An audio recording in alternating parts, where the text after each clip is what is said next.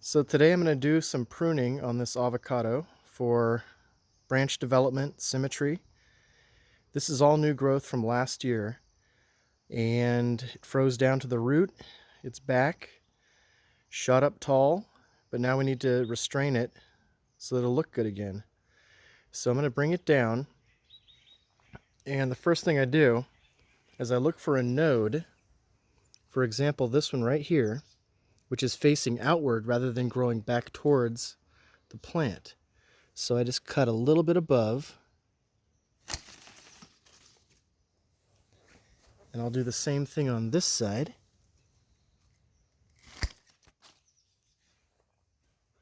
Then we have that real dominant trunk in the back. I'm going to leave it a little bit taller, but again I'm going to choose a node that's facing away from the tree.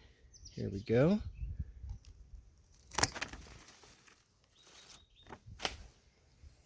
And then this long shoot, it's got to go as well.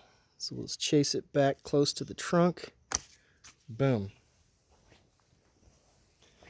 Now we have a short, triple trunked specimen, and we'll revisit later in the season once it starts growing again.